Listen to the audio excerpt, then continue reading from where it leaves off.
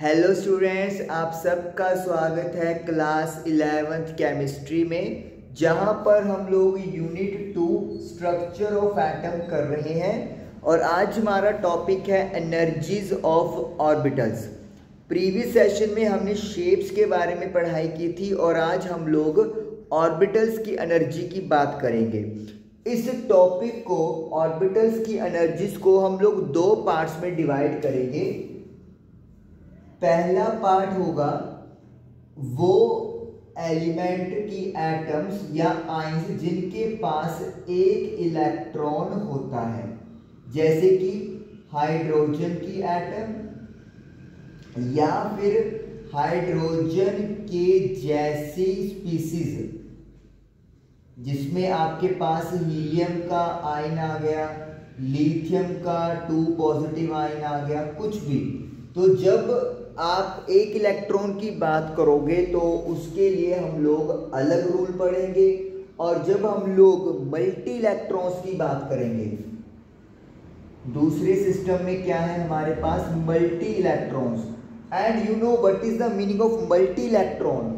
जब एक से ज्यादा इलेक्ट्रॉन की बात होती है तब उसे अपन बोलते हैं मोर देन 1 इलेक्ट्रॉन। तो ये चीज़ है। तो इसका मतलब ये हो गया कि हमने ऑर्बिटल्स की एनर्जी को दो तरीकों से पढ़ना है। एक तो उनके लिए जिनके पास सिर्फ एक इलेक्ट्रॉन होगा, वो हाइड्रोजन की एटम भी हो सकती है या फिर हाइड्रोजन जैसी कोई भी और आयन हो सकता है। और एक हम लोग पढ़ेंगे वो एटम्स को जिनके पास मल्टी इलेक्ट्रॉन्स यानी कि एक से ज़्यादा इलेक्ट्रॉन्स होते हैं। अब चलिए, ये तो होगा पहला पॉइंट है। अब दूसरे पॉइंट की बात करेंगे। जब हम लोग 1 इलेक्ट्रॉन की बात करते हैं तो इनमें जो एनर्जी होती है, एनर्जी, ये second point we can say, energy जो है वो डिपेंड करती है ओनली ऑन एन। एन पे डिपेंड करती है, where n is principal quantum number, जिसको आप शेल भी बोल देते हो, शेल नंबर। फर्स्ट शेल है, सेकंड शेल है, थर्ड शेल है। तो यानी कि जो एनर्जी है वो सिर्फ एन प्रिंसिपल क्वांटम नंबर पे डिपेंड करती है। और कैसे डिपेंड करती है? जितनी ज्यादा एन की वैल्यू हाई होगी, यानी 1 से 2, 2 से 3, 3 से 4 की बात करोगे, उतनी जो एनर्जी है वो इंक्रीज होती जाएगी। इंक्रीज होने का मतलब यहाँ पे क्या है? वो लेस नेगेटिव होती जाएगी। और जब नेगेटिव लेस होता जाता है तो फिर इसका मतलब है जो अट्रैक्शन है, जो फोर्स ऑफ अट्रैक्शन है किसके बीच में? न्यूक्लियस और इलेक्ट्रॉन के बीच में, वो क्या होती जाती है? कम होती जाती है। अगर आप शेल नंबर बढ़ाओगे तो एनर्जी भी बढ़ेगी। एनर्जी बढ़ने का मतलब क्या है? वो नेगेटिव कम होती जाएगी। और इसका मतलब है कि जो फोर्स ऑफ अट्रैक्शन है इलेक्ट्रॉन और न्यूक्लियस के बीच और कम हो जाएगी। और इन शॉर्ट जो स्टेबिलिटी है वो भी कम हो जाएगी, यानी इलेक्ट्रॉन लूज करना आसान हो जाएगा। तो एन बढ़ाओगे एनर्जी भी बढ़ती है, लेकिन लेस नेगेटिव का मतलब है अट्रैक्शन वाली फोर्स कम हो जाएगी। जब हम लोग मल्टी इलेक्ट्रॉन की बात करेंगे तो जो यहां पर एनर्जी है वो डिपेंड करती है एन एंड एल। एन क्या है? प्रिंसिपल क्वांटम नंबर, और एल है आपका अज़ीमुथल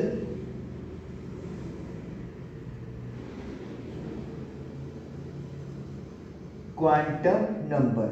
तो यानी कि एन और एल दो फैक्टर्स पे डिपेंड करती है जब आप मल्टी इलेक्ट्रॉन्स के लिए एनर्जी ऑफ ऑर्बिटल्स की बात करते हो। तो आपको करना क्या होता है? एन प्लस एल की वैल्यू चेक करनी होती है। जो वैल्यू एन की होगी और जो वैल्यू एल की होगी, उन दोनों को प्लस करना होता है। और जिसकी वैल्यू एन प्लस एल कम होती है, ऐड करके वैल्यू कम होती है, उसकी जो एनर्जी है उसको अपन कम मानते हैं। यानी कि N+L करेंगे अगर मल्टी इलेक्ट्रॉन्स की बात हो रही है, और जिसका N+L कम होगा उसकी एनर्जी भी कम हो जाएगी। कम का मतलब क्या है यहाँ पर? मोर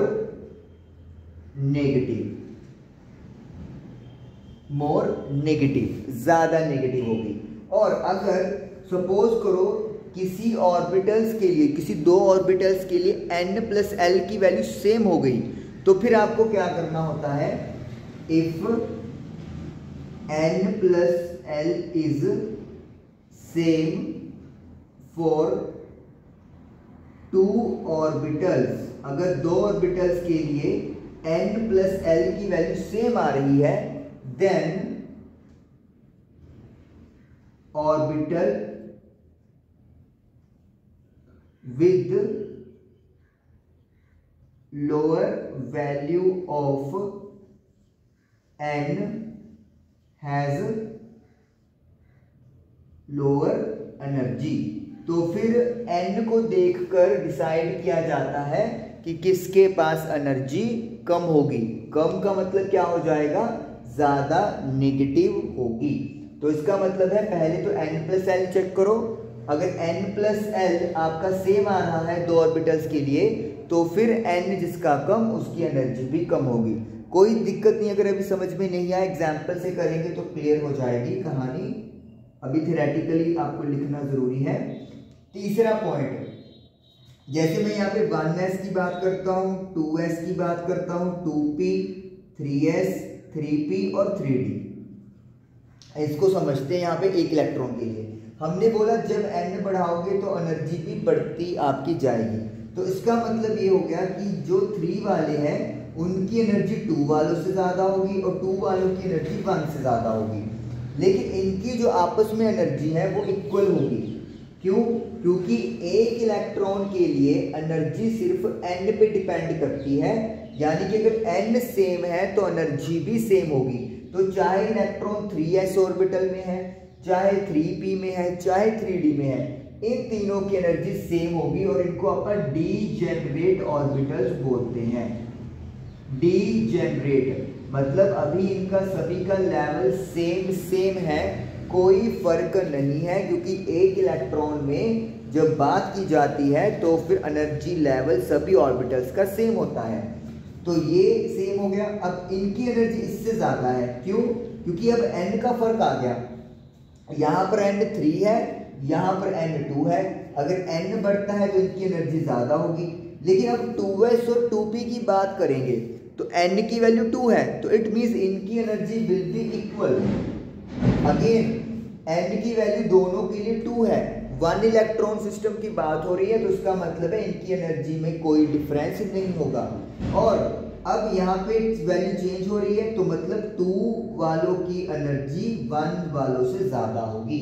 तो ये एनर्जी का ऑर्डर आपके पास आ गया। तो 1s कम है 2s 2p से और इनकी आपस में इक्वल है, डीजेनरेट ऑर्बिटल्स है। और इनकी कम है 3 वालों से और इनकी एनर्जी आपस में इक्वल है, because they are degenerate orbitals. ये तो हो गई, हमने बात कर ली 1 इलेक्ट्रॉन के लिए। अब बात करेंगे मल्टी इलेक्ट्रॉन की। अब यहाँ पे देखिए, सबसे पहले बात करेंगे 1s की। अब 1s की अगर बात करें तो हमने क्या रूल देखना है कि N+L का रूल चलेगा। यहाँ पर N+L, n की वैल्यू 1 है और s के लिए L 0 होता है, तो 1 + 0 कितना आ गया? 1 आ गया। फिर बात करेंगे 2s की।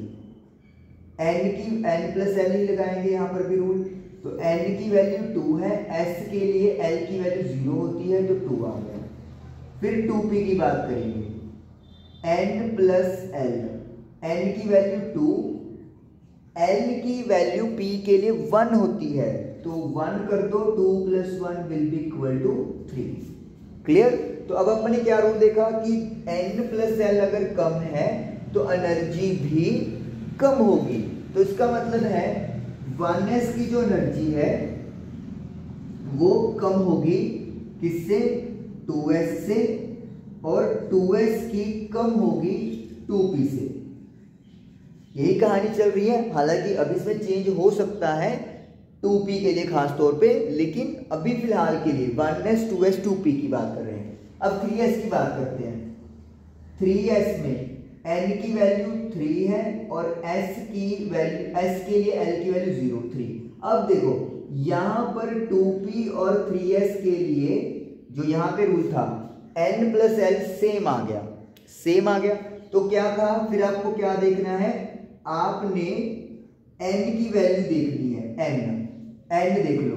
तो कहते हैं जिसकी वैल्यू n कम होगी उसकी एनर्जी कम होगी, तो यानी कि 2p की एनर्जी 3s से कम होने वाली है, ये चीज है। अब देखो यहां पर 2s और 2p की एनर्जी सेम है, लेकिन यहां पे एनर्जी का डिफरेंस है, क्योंकि we are talking about multi electrons, जहां पर एनर्जी की वैल्यू n प्लस l पर डिपेंड करती है।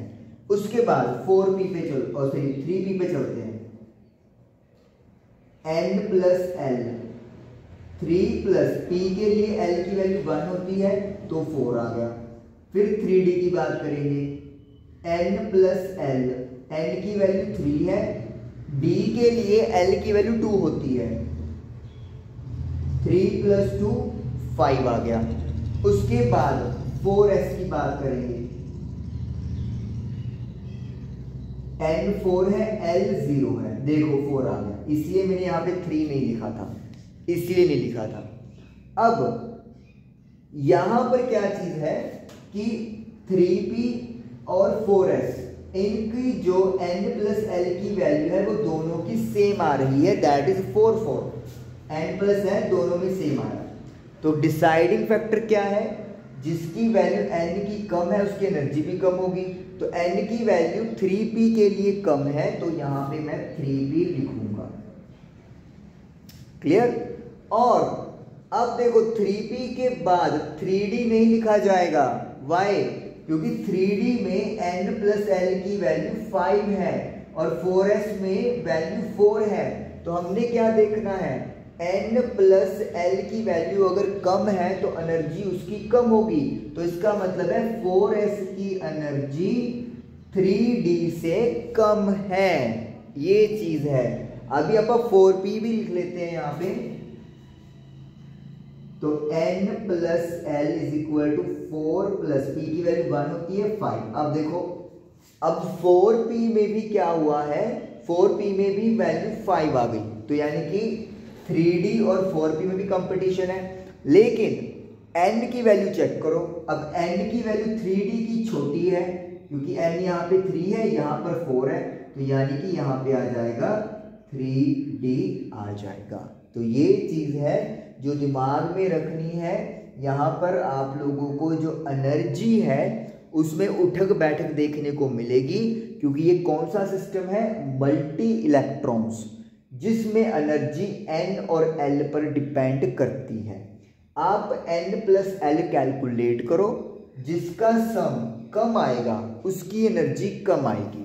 लेकिन अगर किसी दो ऑर्बिटल्स की एनर्जी जैसे 2p और 3s, n प्लस l की वैल्यू सेम सेम हो गई, तो फिर डिसाइडिंग फैक्टर कौन है, n है, जिसकी n कम उसकी एनर्जी उतनी ही कम। उतनी ही कम मतलब ज्यादा नेगेटिव, जैसे लिखा एनर्जी कम का मतलब क्या है, मोर नेगेटिव, एनर्जी ज्यादा का मतलब है लेस नेगेटिव, और ये चीज जो आपको याद रखनी है, क्लियर हुआ।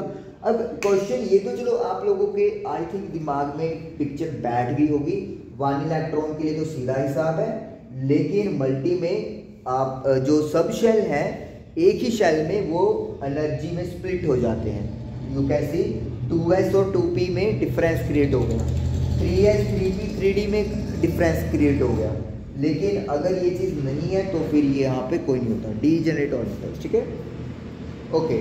उसके बाद अब क्वेश्चन उठता है ये हो क्यों रहा है, मतलब 1 इलेक्ट्रॉन में तो समझ में आता है कि एक इलेक्ट्रॉन है, लेकिन मल्टी इलेक्ट्रॉन्स में ये चीज हो क्यों रही है, इतनी उठक बैठक क्यों हो गई, ऊपर नीचे एनर्जी लेवल क्यों चला गया। तो उसका बड़ा ही सिंपल आंसर है जो अपन डिस्कस करते हैं, मल्टी इलेक्ट्रॉन्स की बात करते हैं। इसको इरेज कर देते हैं अपन, ठीक है, क्योंकि अपने को तो क्लियर हो ही गया कि कहानी में क्या चीज है, एनर्जी ऑफ ऑर्बिटल्स तो क्लियर हो ही गई।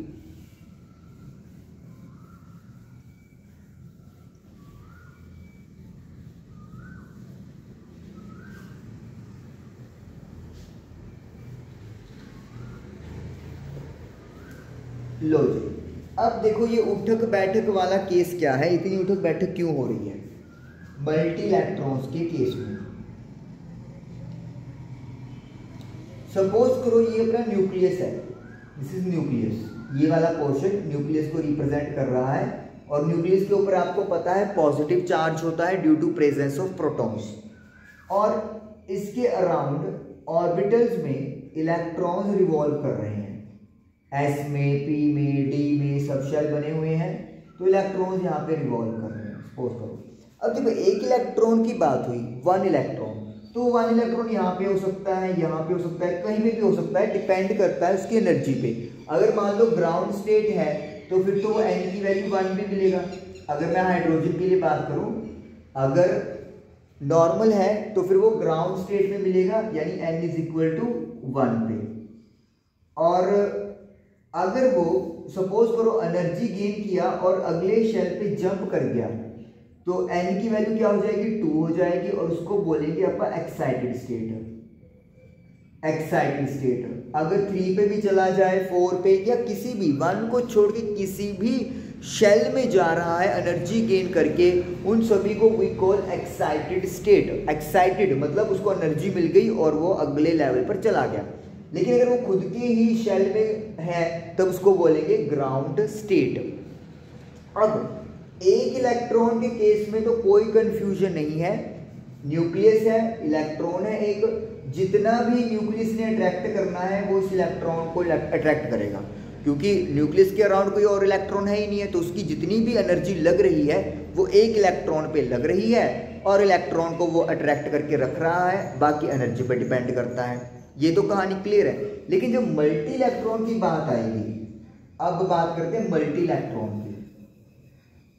अब मल्टी इलेक्ट्रॉन में क्या होगा, आप एक बड़ा सिंपल एग्जांपल यहाँ पे समझने के लिए कर लेते हैं। जैसे सपोज करो मेरे पास ऑक्सीजन है, सपोज कर लो ऑक्सीजन का आपको पता है एटॉमिक नंबर होता है 8 ही होता है, यस 8 ही है। तो क्या होगा, 8 प्रोटॉन्स हो गए और नॉर्मल केस में 8 इलेक्ट्रॉन्स होंगे, तो पहले में 2 हो गए और नेक्स्ट वन वाले में 6 हो गए, 1 2 3 4 5 6। सपोज कर लेते हैं अपन, ये बना लें, ठीक है, ये शेल है ये थर्ड, खत्म कर देते हैं इसको। अब क्या होगा, अब जो न्यूक्लियस है वो अगेन इलेक्ट्रॉन्स को पुल कर रहा है, लेकिन अब ये अकेला जो न्यूक्लियस है वो ऐसे थोड़ी कि एक ही इलेक्ट्रॉन के ऊपर अपनी वो लगा रहा है पावर, उसकी जो पावर है इन सभी इलेक्ट्रॉन्स को पुल करने में डिवाइड की हुई है, क्योंकि एक से ज़्यादा इलेक्ट्रॉन्स हैं। तो होगा क्या, अब जब मैं एक इलेक्ट्रॉन की बात कर रहा हूँ, 1 इलेक्ट्रॉन सिस्टम की बात कर रहा हूँ, तो वहाँ पर क्या मौजूद है, वहाँ पर मौजूद है फोर्स ऑफ अट्रैक्शन।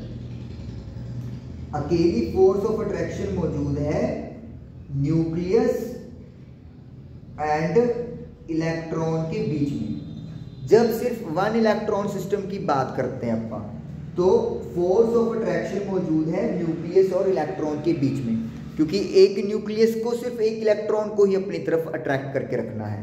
लेकिन जब मैं बात करता हूं मल्टी इलेक्ट्रॉन सिस्टम की, एक से ज्यादा इलेक्ट्रॉन्स की, तो अब यहां पे क्या कुछ है, अट्रैक्शन होगी, अट्रैक्शन तो है ही है बिटवीन न्यूक्लियस एंड इलेक्ट्रॉन्स, वो तो है ही, इलेक्ट्रॉन्स पे नेगेटिव चार्ज है, न्यूक्लियस पे पॉजिटिव चार्ज है। इसके साथ साथ रिपल्शन बिटवीन इलेक्ट्रॉन्स, क्योंकि अब यहाँ पे नेगेटिव चार्ज है, इसका भी नेगेटिव है, इस पे भी नेगेटिव है, इस पे भी नेगेटिव है, तो दे विल रिपेल, एक दूसरे को रिपेल करेंगे। रिपेल करने का मतलब क्या है, ये सिस्टम को अनस्टेबल करने की कोशिश करेंगे। लेकिन क्योंकि फिर भी एटमिक स्टेबल है, स्टेबल एक मैटर है, तो इसका मतलब ये हो गया कि ये वाली जो रिपल्शंस हैं वो अट्रैक्शन के कंपैरेटिवली कम होती हैं, यानी कि जो अट्रैक्टिव फोर्सेस हैं वो ज़्यादा है रिपल्सिव से, इसीलिए तो टिका हुआ है, इसीलिए तो टिके हुए हैं ये। क्योंकि अब देखो, जब मैं एक इलेक्ट्रॉन की बात करता हूँ, अगर मैं हाइड्रोजन की बात करूँ तो मोस्ट प्रोबेबली यहाँ पे एक प्रोटॉन की बात होती है, लेकिन जब मैं मल्टी की बात करता हूँ तो प्रोटॉन भी एक से ज़्यादा होंगे, तो उनमें आपस में भी रिपल्शन होगी। तो इसका मतलब ये है कि जितना भी रिपल्शन लग रहा है आपस में या इलेक्ट्रॉन्स का आपस में, वो सारी वैल्यू छोटी है एज कंपेयर टू जो अट्रैक्शन उनके बीच में है, तभी एटम एक स्टेबल एंटिटी है। अब क्या होगा, एक फैक्टर और काम आएगा जिसको बोलते हैं अपन शील्डिंग इफेक्ट। शील्ड का मतलब क्या होता है यहाँ पे, प्रोटेक्शन देना, प्रोटेक्शन देना। अब यहाँ पे क्या प्रोटेक्शन हो रहा है, क्या चीज हो रही है, अब उसकी बात हम लोग करने वाले हैं। अब देखिए, जब मैं मल्टी इलेक्ट्रॉन्स की बात करता हूं तो अपन ने बात करी, सपोज करो ये इलेक्ट्रॉन, दो इलेक्ट्रॉन पे फोकस करते हैं अपन, ठीक है, इसको इरेज करके ना सिर्फ दो इलेक्ट्रॉन पे फोकस करते हैं समझने के लिए। तीन इलेक्ट्रॉन आ गए, तीन, ये न्यूक्लियस हो गया, ये हो गया दो इलेक्ट्रॉन, और ये सपोज कर लेते हैं अपन एक इलेक्ट्रॉन, और ये न्यूक्लियस है, पॉजिटिव चार्ज न्यूक्लियस। अब देखिए, जैसे हमने बात की मल्टी इलेक्ट्रॉन में जो न्यूक्लियस की पावर है वो डिवाइड हो जाएगी, तो यहाँ पर भी न्यूक्लियस की पावर डिवाइड हो रही है। तो इसका मतलब ये है कि ये वाला इलेक्ट्रॉन फोर्स ऑफ जो अट्रैक्शन एक्सपीरियंस करेगा is somewhat less than actual one.